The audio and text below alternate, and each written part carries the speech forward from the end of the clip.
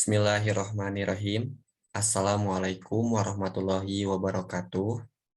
Bertemu lagi dengan saya Purnama Abdul Wahid Alfani dengan NIM 2108378, mahasiswa Prodi Pendidikan Kewarganegaraan Universitas Pendidikan Indonesia Angkatan 2021.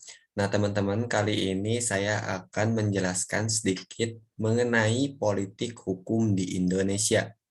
Seperti yang kita ketahui, politik dapat digambarkan sebagai sebuah kehidupan. Politik didefinisikan sebagai seni ataupun ilmu untuk mengelola sebuah negara atau mengelola sebuah pemerintahan.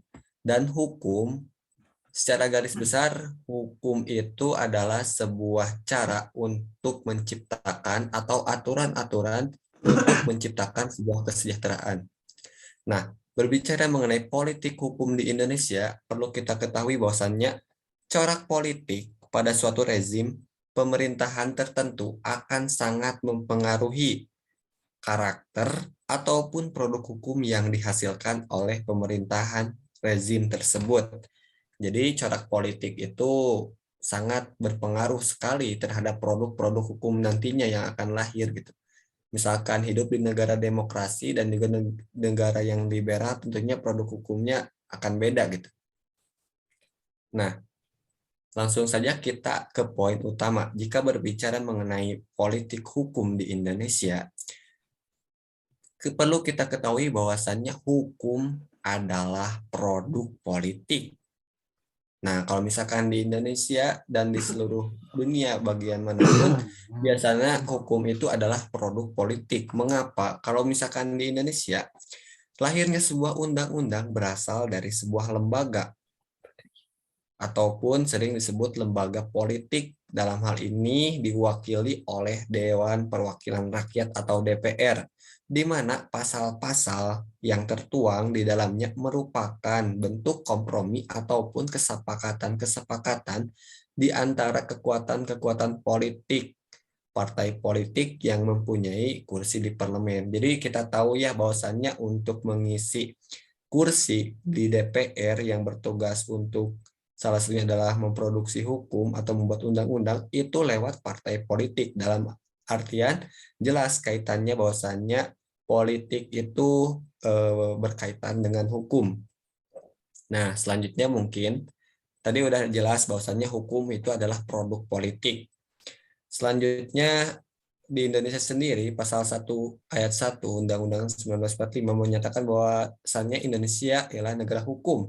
Dalam artian meskipun hukum adalah produk politik, namun setiap elemen atau setiap kekuatan, setiap lembaga itu harus tunduk terhadap hukum itu sendiri, dan itu karena negara kita menganut negara yang kekuasaannya tertinggi itu kekuasaan hukum.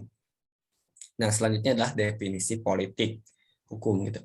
Jadi yang pertama ada Imam Syaukani dan juga Ahsin Tohari merumuskan politik hukum nasional adalah kebijakan dasar penyelenggaraan negara Republik Indonesia dalam hal ini dalam bidang hukum yang akan, sedang, dan telah berlaku yang bersumber dari nilai-nilai yang berlaku di masyarakat untuk mencapai tujuan negara. Sudah jelas ya bahwasannya adanya politik hukum nasional itu adalah sebuah kegiatan untuk ataupun sebuah rancangan dalam rangka mencapai tujuan negara dalam aspek hukum. Kenapa? Karena hukum ini bisa merupakan salah satu alat untuk mencapai cita-cita bangsa. Kalau misalkan kita kaitkan di Indonesia dengan ideologi Pancasila, Pancasila itu bisa tercapai salah satunya dengan adanya supremasi hukum, adanya jaminan tentang setiap pasal-pasal ataupun setiap poin-poin yang ada di Pancasila itu sendiri, dan itu sudah hadir ya. Selanjutnya, definisi politik hukum menurut Mahfud MD mengatakan bahwasannya politik hukum adalah legal policy atau garis kebijakan. Garis kebijakan resmi tentang hukum yang akan diberlakukan baik dengan pembuatan hukum baru maupun dengan penggantian hukum lama dalam rangka mencapai tujuan negara. Dalam artian, politik hukum itu hadir sebagai upaya untuk mencapai tujuan negara lewat cara mengganti ataupun menghadirkan produk-produk baru sesuai dengan kebutuhan, sesuai dengan keadaan.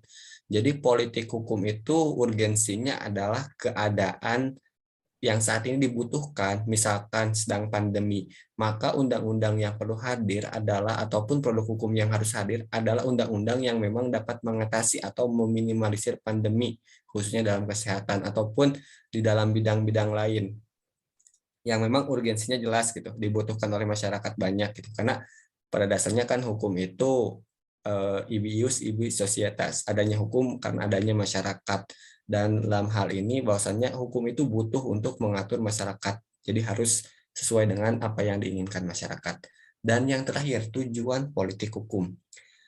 Adapun tujuan dari politik hukum ini menurut Suhino mengemukakan 3 tujuan pengkajian politik hukum, yaitu yang pertama, agar orang mampu memahami pemikiran-pemikiran masa lampau. Pemikiran-pemikiran masa lampau di sini dapat diartikan, jadi kenapa orang dulu itu menciptakan undang-undang ini, apa urgensinya. Nah, itu sebagai media pembelajaran, sebagai media evaluasi, sebagai media renungan diri gitu. Jadi kita tahu alasan lahirnya sebuah produk ataupun penggantian gitu. Yang kedua, agar orang mampu menentukan dan memilih pemikiran-pemikiran tersebut. Jadi tadi udah dijelaskan bahwasannya di masa lalu ataupun di masa yang akan datang, orang-orang itu kan memikirkan produk apa sih yang dibutuhkan, produk apa sih, produk hukum apa sih yang memang saat ini perlu hadir. Nah, tujuan dari adanya politik hukum, studi politik hukum adalah ke sana, agar kita dapat menentukan dan memilih, serta menganalisis pemikiran-pemikiran tersebut.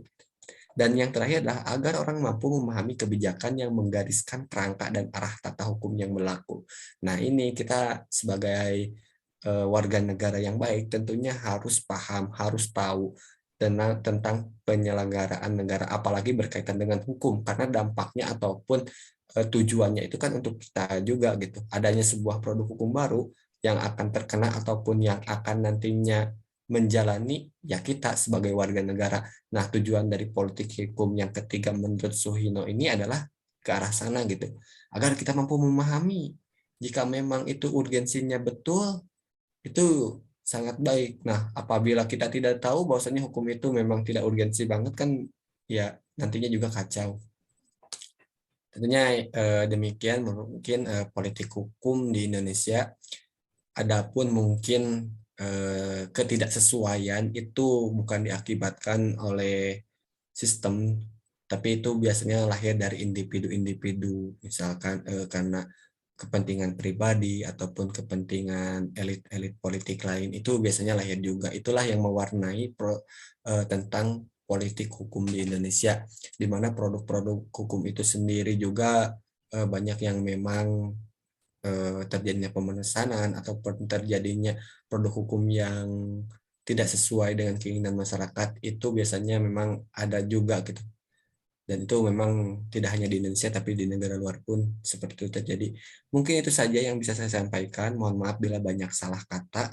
Sekian dari pemaparan tentang politik hukum di Indonesia. Mohon maaf bila ada salah kata. Wassalamualaikum warahmatullahi wabarakatuh.